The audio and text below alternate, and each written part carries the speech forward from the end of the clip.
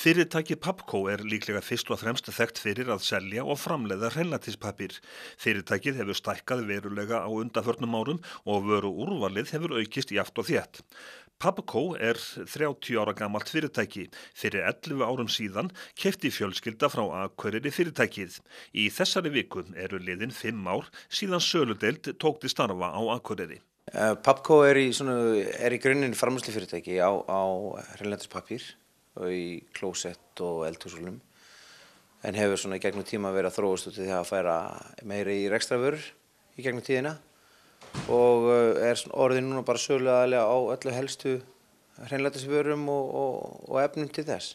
Hefur fyrirtækið vaxið á undanförnum árum?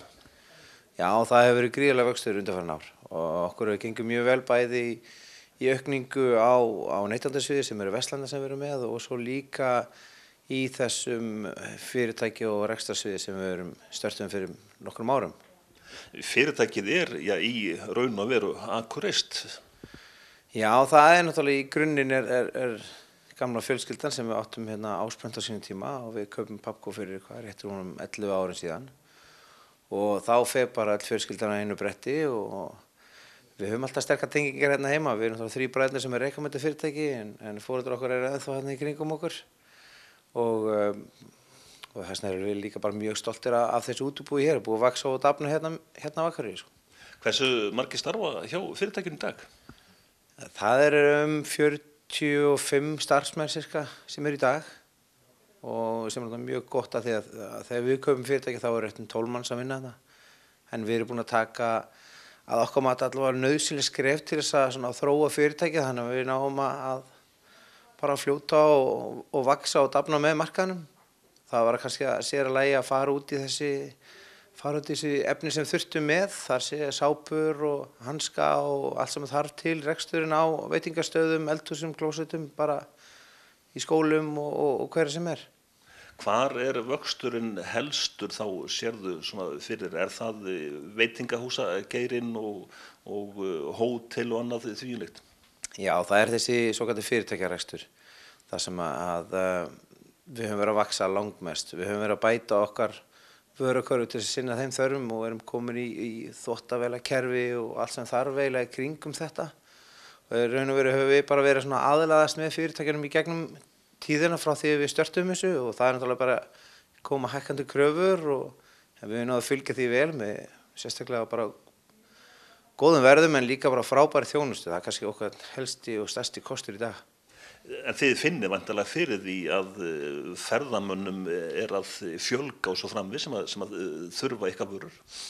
Já, algjörlega. Við erum bæði náttúrulega í hótelum og ferðaþjónustum út á landi og þá náttúrulega kemur þessi bylgja og við höfum náttúrulega staðið bara mjög vel af held ég með það. Við höfum náttúrulega pappírinn sem við náttúrulega framleiddur á Íslandi og það kannski gefur okkur svona ákveði markaðsvægi eða ákveði forskot að við getum haft pappírinn jafnvel bara ódýrari heldur en innfluttur pappír og það náttúrulega í raun grunnurinn á Pabco, framleiða þetta hér og getur verið ódýrari.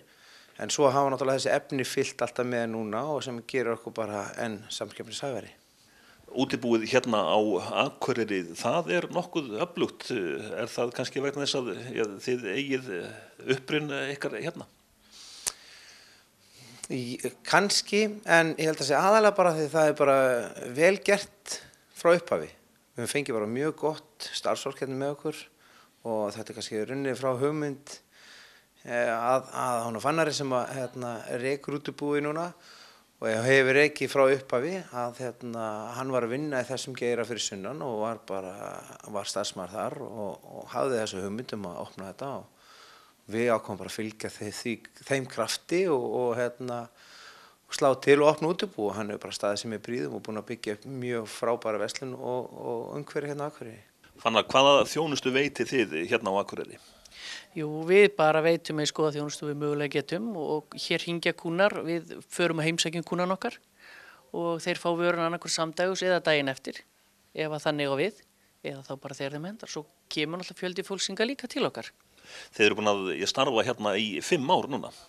Já, núna á 5. 22. þá fögnum við 5 ára afmæli sem starfstöðin hér frá því við opnum búðina og að því til og með ætlum við að blása til smá afmælisveislu og bjóða hér upp á kaffi og kleinur og afslátt í búðinni og gera eitthvað skemmtilegt. Getur almenningur komið hérna og verslað? Það þarf ekki að vera einhver stór kaupandi? Nei, hér getur hver sem komið inn og verslað og hérna bara það sem honum langar.